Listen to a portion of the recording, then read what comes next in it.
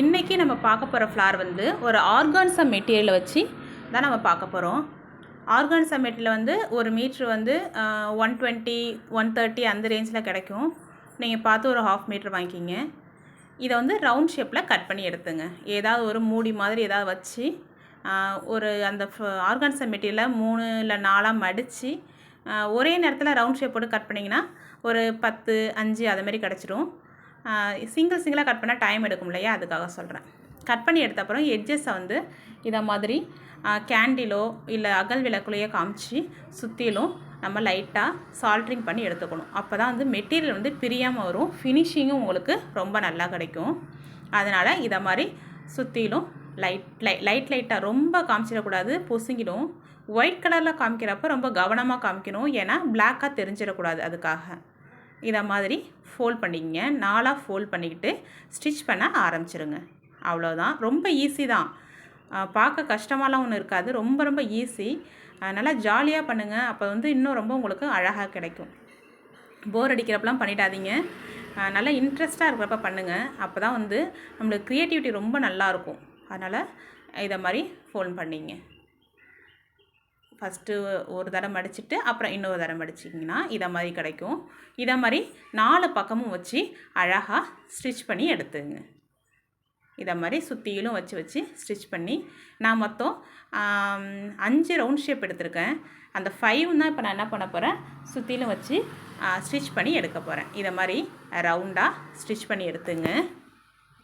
இப்போ 2 எடுத்துட்டேன்னா இப்போ 3rd ஒன்று எடுக்கிறேன். இதையும் அதே மாதிரியே ஃபோல்ட் பண்ணி ஸ்டிச் பண்ணி எடுக்க போகிறேன். உங்களுக்கு இதுமாதிரி நல்லா எம்போஸ்டாக வேணும் அப்படின்னா சென்டரில் ஒரே ஒரு பீடு மட்டும் வைங்க. இல்லை எனக்கு எம்போஸ்டாக வேணாம், கொஞ்சம் அமுங்கின மாதிரி இருந்தாலே போதும் அப்படின்னு நினைக்கிறப்ப நீங்கள் இன்னும் கொஞ்சம் நிறைய கூட பீடு கொடுத்தீங்கன்னா கொஞ்சம் சைடில் வந்து தூக்காமல் கொஞ்சம் அமுங்கிடும். அதை மாதிரி கூட நீங்கள் பண்ணிக்கலாம். இப்போ நான் எல்லாத்தையும் கொடுத்து முடிக்க போகிறேன்.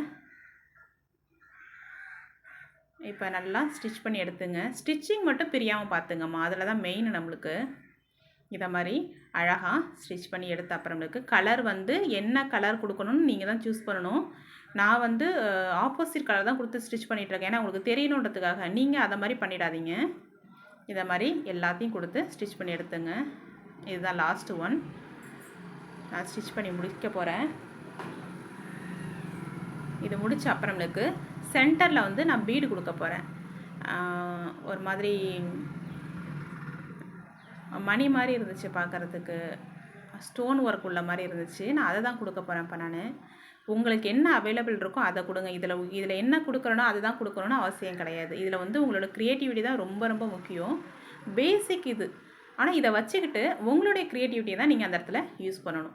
பேசிக்கை மட்டும் லேர்ன் பண்ணிக்கோங்க, உங்களோட க்ரியேட்டிவிட்டி அதில் யூஸ் பண்ணுங்கள். அப்போ தான் ரொம்ப அழகாக இருக்கும். ஒருத்தவங்க செய்கிற மாதிரியே நம்ம செஞ்சிடக்கூடாது, அதில் ரொம்ப கவனமாக இருக்கணும். இதெல்லாம் பண்ணுறப்ப ரொம்ப ஹாப்பியாக இருக்கும் உங்களுக்கு. இது பார்க்குறப்ப ரொம்ப ஹாப்பியாகவும் இருக்கும். செஞ்சு பார்க்குறப்ப ஒரு ஃப்ரெஷ்னஸ் கிடைக்கும். நீங்கள் ட்ரை பண்ணி பாருங்கள். ட்ரை பண்ணி பார்க்குறப்ப உங்களுக்கு இது நம்மளாலே முடியுமா அப்படின்னு யோசிச்சவங்களுக்குலாம் ஐயோ சூப்பராக பண்ணிட்டோமே அப்படின்னு உங்களுக்கு தோணும். அதை மாதிரி இருக்கும் இந்த மாதிரி ஃப்ளார்லாம் செய்கிறப்ப. ஏன்னா இது கஷ்டமான ஒர்க்கும் கிடையாது, அதனால் ஜாலியாக பண்ணுங்கள். நான் வந்து இதை மாதிரி ஒரு 5 கொடுக்க போகிறேன். இது வந்து ஸ்டோன் மாதிரி தான் இருந்துச்சு கிட்டத்தட்ட. அதனால் இது ஒரு 5 கொடுத்து சென்டரில் வந்து ஒரு ஜம்கி ஃப்ளார் இருக்குது பார்த்தீங்களா, ஃப்ளார் சீக்வன்ஸு, அதில் ஒன்று கொடுத்து ஸ்டிச் பண்ண போகிறேன். நீங்கள் ஸ்டிச் பண்ணுறதுக்கு முன்னாடி எதை மாதிரி கொடுக்க போகிறோம் அப்படின்றத நீங்கள் ஐடியா பண்ணிக்கிங்க. ஐடியா பண்ணிக்கிட்டால் தான் உங்களுக்கு ரொம்ப அழகாக வரும். உங்களுக்கு டைம் ரொம்ப எடுக்காது. இதை மாதிரி பண்ண போகிறோம், அதை மாதிரி பண்ண போகிறோம், சென்டரில் இது தான் வைக்க போகிறோம் அப்படின்னு எல்லாத்தையும் நீங்கள் ரெடி பண்ணி வச்சுக்கிட்டிங்கன்னா உங்களுக்கு ரொம்ப ஈஸியாக இருக்கும். இந்த சென்டரில் நீங்கள் என்ன வேணாலும் கொடுக்கலாம். ஃப்ளார் சீக்வன்ஸ் கூட கொடுக்கலாம், இல்லை சென்டரில் ஒரே ஒரு ஃப்ளார் மட்டும் வைக்கலாம், இல்லை எது வேணாலும் கொடுக்கலாம். நான் இதை மாதிரி கொடுக்குறேன். இதை மாதிரி நிறைய கொடுத்ததெல்லாம் என்னாச்சுன்னா எனக்கு வந்து சைடில் 4 பக்கமும் வந்து கொஞ்சம் அழுத்தின மாதிரி போயிட்டு எம்போஸ்டாக எனக்கு வரல. இது பார்த்திங்கன்னா ஃபஸ்ட்டு எம்போஸ்டாக இருந்துச்சு பார்த்தீங்களா, அதை மாதிரி இல்லாமல் இப்போ கொஞ்சம் அழுத்தின மாதிரி போயிட்டு. இதுவும் ஒரு அழகு தான்.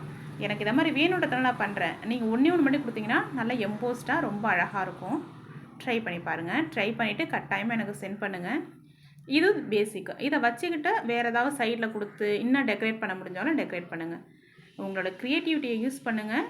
அது வந்து ரொம்ப அழகாக வரும் உங்களுக்கு. இதில் வந்து க்ரியேட்டிவிட்டி தான் ரொம்ப ரொம்ப முக்கியம். அவ்வளோதான். இதை நான் ஃபினிஷ் பண்ணிட்டேன். இதை எண்ணாட் போட்டு எடுத்துங்க. அடியில் வந்து நல்லா டைட்டாக கட்டிக்கலாம், இல்லை தைச்சிக்கலாம். அது வந்து உங்களோட விருப்பம்தான். அவ்வளோதான். இது ரொம்ப அழகாக இருந்துச்சு. இதுவும் ட்ரை பண்ணி பாருங்கள். ட்ரை பண்ணிவிட்டு எனக்கு சொல்லுங்கள்.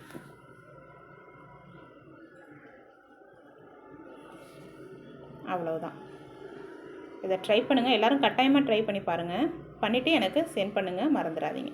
தேங்க்யூ.